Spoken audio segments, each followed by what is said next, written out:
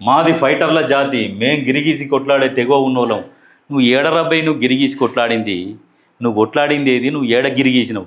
గీయే bulb మాటలు మాట్లాడితేనే నేలకేసి తొక్కిరు, మళ్ళా పడేసి తొక్కుతారు మడతపెట్టి. ఈ బల్బు మాటలు తగ్గించుకో. మలిదశ తెలంగాణ ఉద్యమంలో ఢిల్లీ మెడలు వంచినావు. ఎవడమ్మా నువ్వు వంచినావు ఢిల్లీ మెడలు? పార్లమెంట్లో బిల్లు ప్రవేశపెట్టినప్పుడు ఏడవన్నావు? నువ్వేడవన్నావు, మీ అయ్యేడవన్నాడు. అప్పుడున్నది ఎవరు పార్లమెంట్లో? జైపాల్ రెడ్డి కేంద్ర మంత్రి, ఆయన మాట్లాడిండు తెలంగాణ ఎందుకు ఇవ్వాలనేది. గంటన్నర మాట్లాడిండు అనర్గళంగా. ఎందుకు ఇవ్వద్దు అనే దాని మీద వాళ్ళని ఉమ్మడి ఆంధ్రప్రదేశ్ వాళ్ళని మాట్లాడమంటే 20 నిమిషాలకే కథం చేసిరాళ్ళు. ఇవన్నీ నిన్న సోనియా గాంధీ ఏం చేసింది?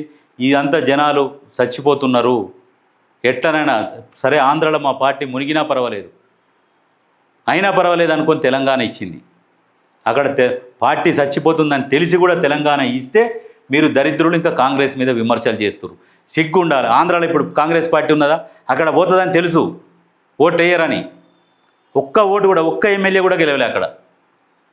తెలిసి తెలంగాణ ఇచ్చింది. రోజు పొద్దున లేచి ఆమె కాళ్ళు కడిగి నెత్తిలో నీళ్ళు చల్లుకోవాలి.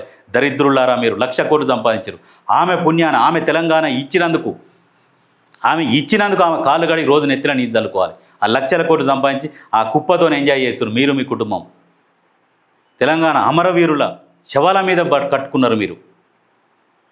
మళ్ళీ సిగ్గు లేకుండా మాట్లాడుతున్నారు. అయాల ఒక దగ్గర తల్లి చచ్చి పిల్ల బతుకుతుంది అంటే కూడా అయినా కానీ సరే సస్తే సావని మాకు అక్కడ ఆంధ్రలోని అట్లా కూడా తెలంగాణ ఇచ్చింది.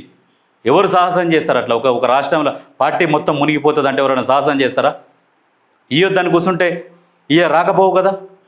నువ్వు ఎంత కొట్లాడినా అట్లనే ఉంటుండే. మరి ఇప్పుడు పార్టీ మునుగుతుంది, నాకు పార్టీ ముఖ్యమని అనుకుంటే తెలంగాణ ఇవ్వకపోతే నువ్వు ఎవనివి? కేసీఆర్ అనేటోడవడు, ఈ కేటీఆర్ అనేటోడవడు, వీడెవడు ఇంతకు అసలు? ఏ నుంచి వచ్చి గిరిగీసి కొట్లాడేటోడట. పొద్దున్న లేచి మొక్కాలే, మీ దేవుని పటాలు తీసి సోనియా గాంధీ పటం పెట్టుకోర్రి.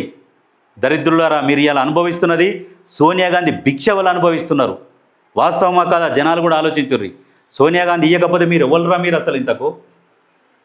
కేసీఆర్ ఏనాడు జాతిపిత అని చెప్పుకోలేదు. ప్రజలు కూడా పిలుచుకున్నారు మీ అయ్యని జాతిపిత అని. తాగుబోతోని జాతిపిత అని ఎవడంటాడు? పొద్దున్న లేస్తే జాతిపితకు ఉండాల్సిన లక్షణాలు ఏంది? ఒక్కటన్న లక్షణం ఉందా? ప్రజలు పిలుచుకున్నారట. సిగ్గులే కూడా చెప్తున్నా. తెలంగాణ ఆనవాళ్ళే కేసీఆర్ అట. సిగ్గు ఉండాలి. తెలంగాణ ఆనవాళ్ళు కేసీఆర్ అట. కేసీఆర్ అనేటోనికి తెలంగాణకు వచ్చినప్పుడు సంబంధమే లేదు. సాగు నోట్ల తలకాయ పెట్టిండు, కేసీఆర్ తెచ్చిండు, లొట్టబీజ్ తెచ్చిండు కేసీఆర్. ఫామ్ హౌస్లో వన్నాడు. మొత్తం యూట్యూబ్లలో సెర్చ్ చేసుకొని తెలుస్తుంది. తెలంగాణ అనౌన్స్ చేసేటప్పుడు కేసీఆర్ ఏడ ఉన్నాడు, పార్లమెంట్లో ఉన్నాడా, దాని గురించి మాట్లాడిండా అనేది ఒకసారి గూగుల్లో యూట్యూబ్లో సెర్చ్ చేసి తెలుసుకోరు, మీకు అర్థమవుతుంది.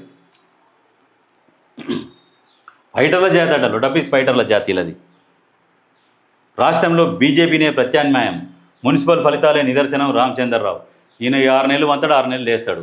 బైసాలో గెలుపు చారిత్రాత్మకం, అహంకారుల కోట బద్దలు కొట్టాం, కుటుంబ పార్టీలకు సిద్ధాంతాలు ఉండవు, బీజేపీకి బలం కార్యకర్తలేనని కామెంట్.